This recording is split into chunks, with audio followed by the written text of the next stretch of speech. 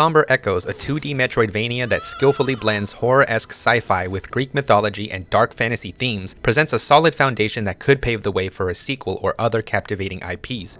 So, is it worth your time? Let's get into it. You play as Adrestia, twin sister to Harmonia, who returns to the mothership Atromitos after a long absence to talk her sister down from her tyrannical ways. Presumably caused by Harmonia, an explosion rocks the ship and sends Adrestia to the Shadow Realm. You must fight your way back to Harmonia while gaining strength along the way that'll allow you to defeat her and prevent her from destroying the universe. While the tragic narrative may not be the most compelling, it serves as a solid foundation for the breathtaking environments and visuals, immersing you in the game's world and informing the gameplay mechanics. Immediately, the visual presentation is of high fidelity and meticulous design. The boss designs are especially grotesque. I was slightly unnerved the first time I encountered the tutorial boss. The set pieces are elaborate, and every time I entered a new area, I took the time to marvel at the background as I went from screen to screen. However, I will say that during combat, I felt the visuals lacked impact and satisfying feedback. Broadly speaking, combat is challenging and demands decent reflexes and timing, but I sometimes felt that, depending on the enemy type or number of enemies, the difficulty fluctuated. There's a learning curve, and you'll have a much better time utilizing blocking or parrying, as there's no dodge mechanic, though you can reposition with the Aether Lantern ability. Their Steam page mentions acrobatic freedom, so I'm assuming this ability is at the core of that. However, I think a dodge would have fit right in. As far as enemies go, there's a minor inconsistency in difficulty. Some enemies were challenging and tested your skills, and others were pure fodder and were more annoying than anything, especially the flying ones in this particular biome. Even more so in the early game where you have few options to deal with them, yet when I had options I opted to swiftly run past them. Enemy density also felt inconsistent. Some areas had an appropriate number of enemies, a few had stuffed groups of enemies into a small section, and some regions had long stretches with nearly no enemies. Especially early on, there weren't a lot of tools for dealing with the crowds that did exist, which further informed my decision to avoid fights at times, since if you're not careful, you can easily get stun locked.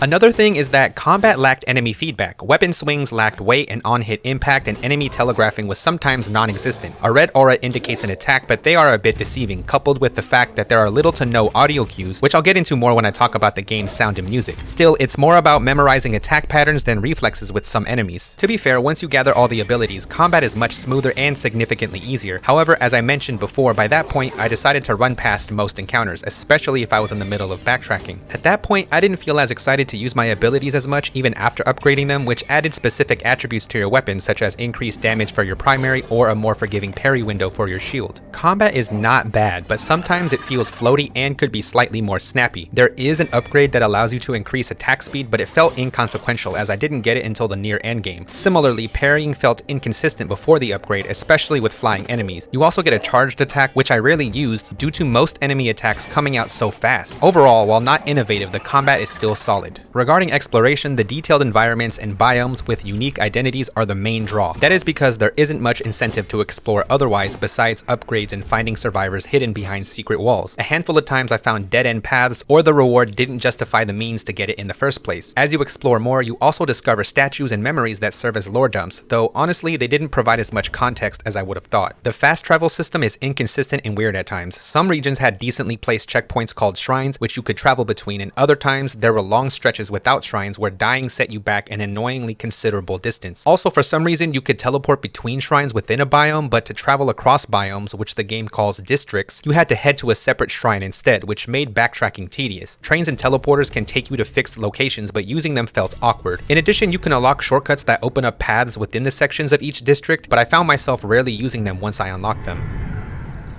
In the first hour or so, the game acclimates you well enough, but later on it feels like it expects you to know where to go next without context. At one point, I spent nearly 2 collective hours searching for the way forward and looking for it in every single visited biome. However, I should shout out the devs for steering me in the right direction, though maybe the game could have given a tiny hint to at least let the player know in which region to search for the path forward. Overall, traversal is the most satisfying aspect of the entire game, with the boss fights being a close second. The Aether Lantern in particular is a sick concept that I wish was more expanded upon with upgrades, similar to the attack speed boost I mentioned earlier. Some puzzles involve its usage, but I primarily used it to get around the map faster. The story is solid as well. It's not particularly compelling or unique, but it does lend itself well to the game's setting. There's no spoken dialogue except for the narrator, who works most of the time as a narrative device, although it sometimes dampens the emotional impact. Speaking of emotional impact, I felt the game wanted to present a certain emotional weight more significant than it actually did. I didn't sympathize much with the characters or feel connected to the central conflict and themes presented. I think the environmental storytelling storytelling was the most poignant narrative device. Seeing the devastation and ruin and how harmonious choices affected the world around you gave me more to digest. Likewise, while there are NPCs, they didn't feel fleshed out enough or characterized in a way that intrigued me. At times, the plot introduced details that didn't make much sense given their context, or simply didn't have much implication for the bigger picture. Still, I thoroughly enjoyed the game's aesthetic and atmosphere. Seeing an interpretation of Greek characters and mythos juxtaposed with sci-fi cosmic horror is an excellent take on the different media. There are also, as far as I know, 3 different endings that you can experience without having to redo the entire game, though they didn't seem too distinct from one another. A solid enough plot, but you may have to go elsewhere if you're looking for something a bit more satisfying. A lot of the music is well composed and emotional, and definitely adds to the namesake of this game, with the operative word being somber. For me, a standout track is the opening song that plays in the main menu and the beginning of the game.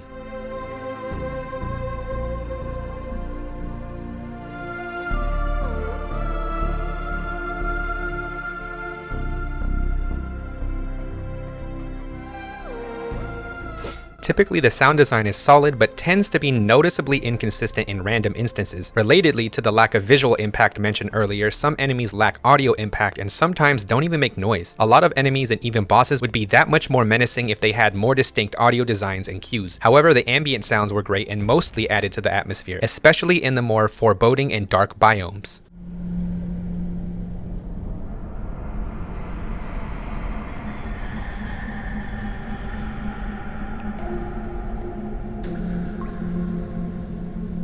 Lastly, a few notes about the technical aspect of the game. For the most part, the game ran smoothly, but noticeably there were a handful of areas where frame rate took a hit, especially in the garden area and some parts of the late game biomes. There's also keyboard and mouse and controller support, though a gamepad is recommended. It would be nice to have more alternatives in the options menu for graphics and accessibility, since the former is limited and the latter is non-existent.